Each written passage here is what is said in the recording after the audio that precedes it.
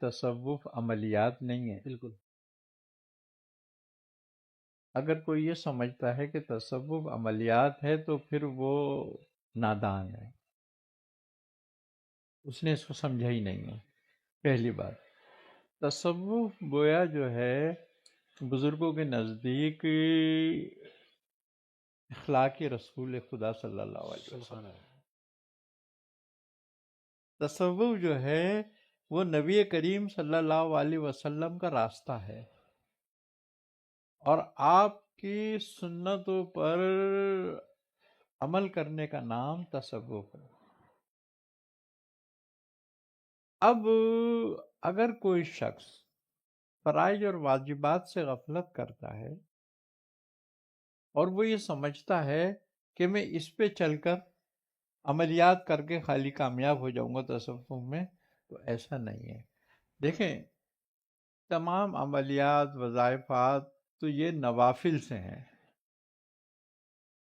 اس کا اب لاکھوں نوافل اکٹھے کر لیے جائیں تو کیا ایک فرض کے برابر ہو جائے گا؟ وہ نہیں ہو سکتا، کبھی بھی نہیں ہو سکتا. تو لہذا لاکھوں نفل ادا کرنے سے بہتر ہے کہ تو ایک فرض ادا کر لے. کیوں کہ فرض نفل کی اہمیت بھی فرض کے بعد ہے. اگر اپنے فرائض اور واجبات کوئی صحیح ادا کر رہا ہے تو پھر وہ نوافل کی طرف آئے، اور جو اپنے فرائض ادا نہیں کرتا صحیح، مثال کے طور پر نمازیں ہیں، روزے ہیں، جو اللہ نے فرائض کر دی ہے، اس کے علاوہ دوسری اس کے والدین کی ذمہ داری ہے. اگر شادی شدہ ہے تو بچوں کی ذمہ داری ہے، شادی شدہ نہیں ہے تو والدین کی ذمہ داری ہے، والدین کی خدمت ہے. پھر دوسری بات، اپنی معاشرتی ذمہ داریاں ہیں، اپنی اخلاقی ذمہ داریاں ہیں. یہ ساری کی ساری اس کو ادا کرنی ہے لازماً جب وہ اس راستے میں قدم رکھ سکتا ہے.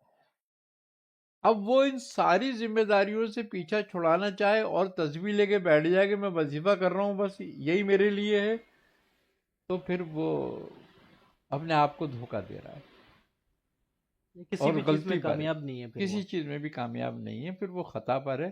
لہذا اس کی اپنی خطا کو دور کری جائے. اگر کوئی آدمی غلط راستہ چلتا ہے تو وہ ساری عمر چل کر بھی منزل کو نہیں پاتا. تو منزل پر کو پانے کے لیے صحیح راستہ چننے کی ضرورت ہے. اکثر اسی وجہ سے لوگوں میں رجت بھی زیادہ پائی جاتی ہے کہ وہ ہم عملیات کو جو ہے سمجھتے ہیں کہ یہ تصوف ہے. تصوف یہ نہیں ہے. تصوف اعلی اخلاق کا نام ہے، تصوف اپنے تزکیے کا نام ہے، تصوف اپنے نفس کو لگام ڈالنے کا نام ہے.